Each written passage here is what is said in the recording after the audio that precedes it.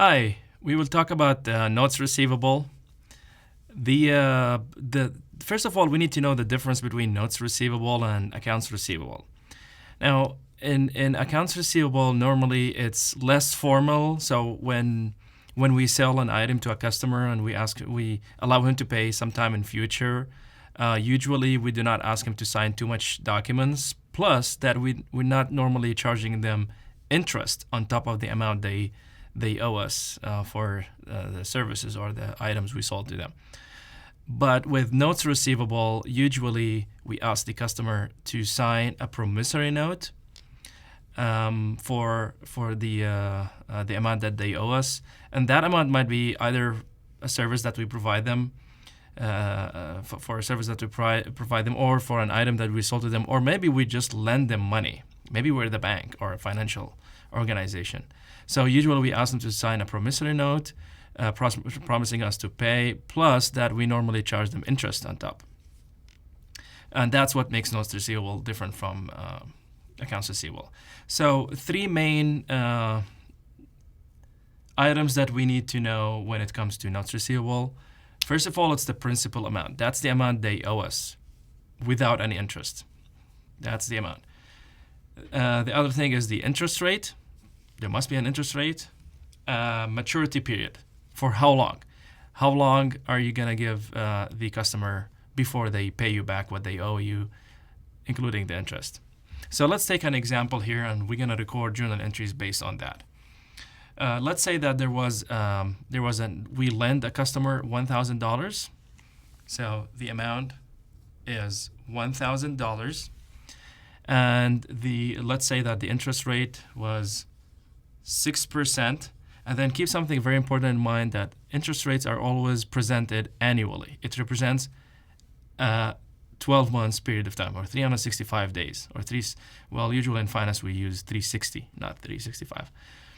So 6 months, and 6%, and then the period of time, we will just make it 1 year. It doesn't have to be 1 year. It can be less than that or more than that. It can be a couple of months. Okay, and the 6%, it has to be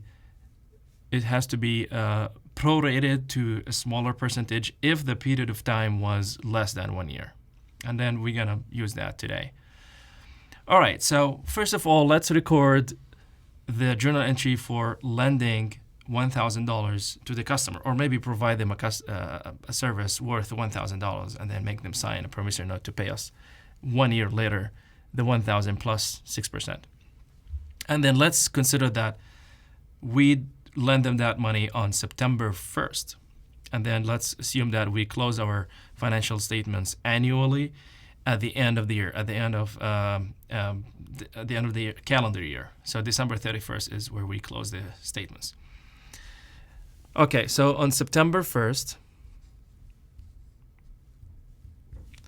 we will have to debit notes receivable. So notes receivable, it's an asset just like accounts receivable. And it increases with a debit just like any other asset. And then we're going to credit cash. Let's say that we lend them money. So we give them cash. So our cash is decreasing, so that would be a credit. Okay. Don't forget that when you credit an amount, you're going to skip it. You're going to shift it a little bit to the right.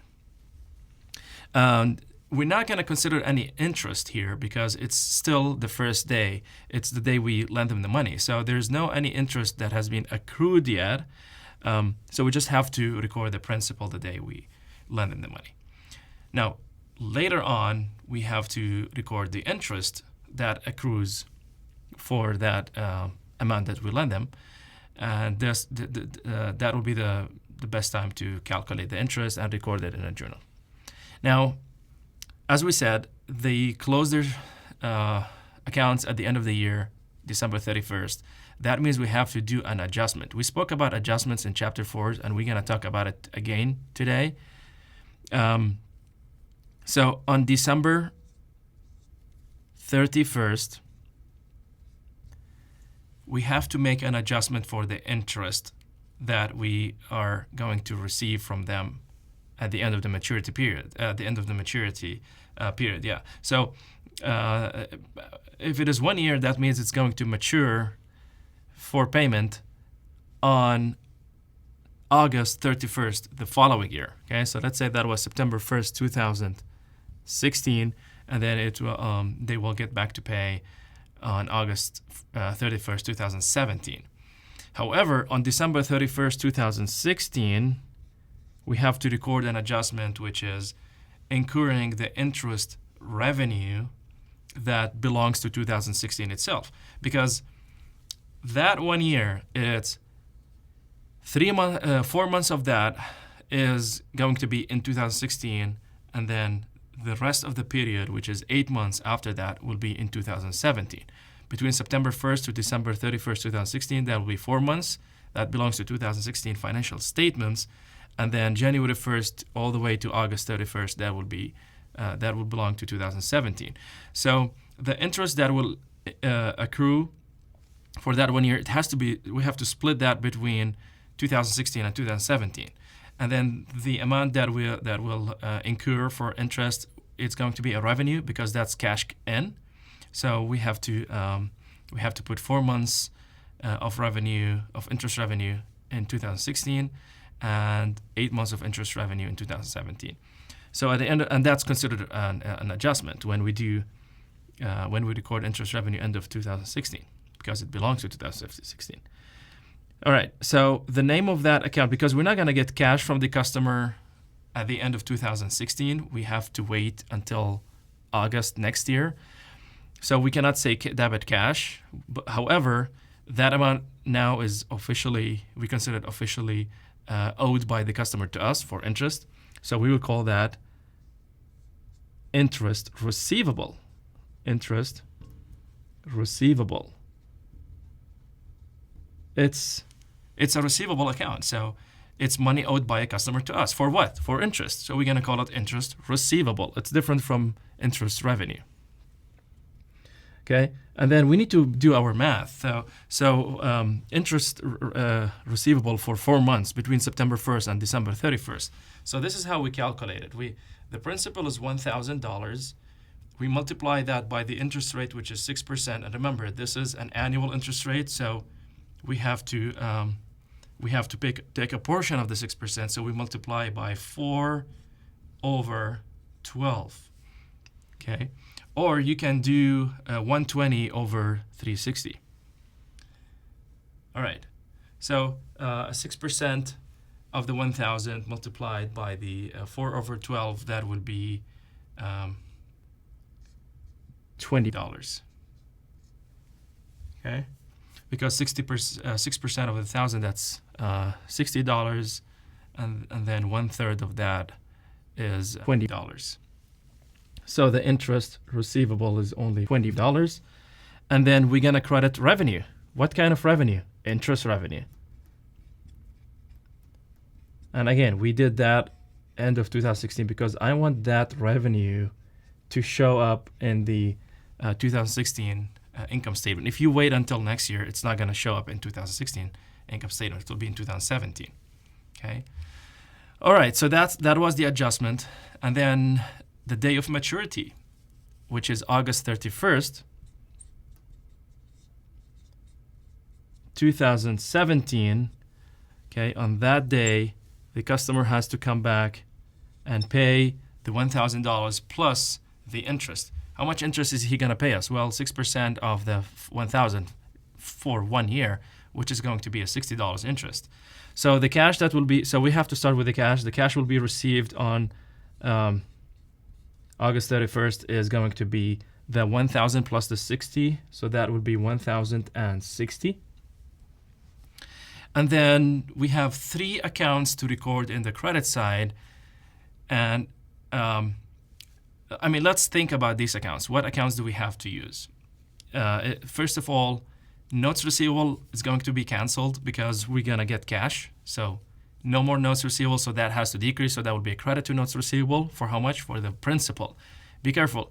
notes receivable is always going to have the principal, not the principal plus interest, just the principal. There will be a separate account for the interest, which is interest receivable and interest revenue. Okay.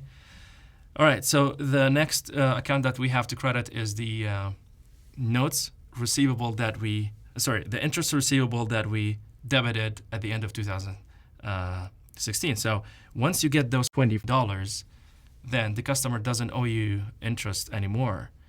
So that has to decrease. Interest receivable has to decrease by $20. There's one more account, which is the interest revenue at the also would be credited because it has to increase by how much? It has to increase by the interest revenue that belongs to the last 8 months, the 2017 months, which is January 1st all the way to August 31st. The interest revenue for that is going to be recorded right now for 6% of the 1,000 multiplied by, let's do that over here,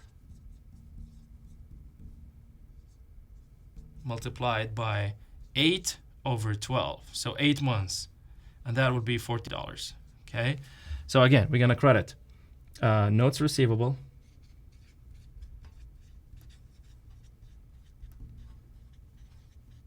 for $1,000, that is decreasing, and then credit interest receivable, that one, because it's converting to cash, so it has to decrease because there's no more notes receivable, $20, and then one more credit, which is the interest revenue of $40.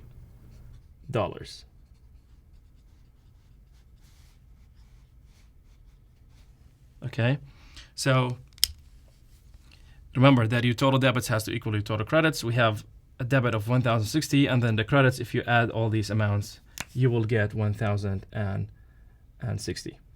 Okay, that's all for this video, and wish you all the best.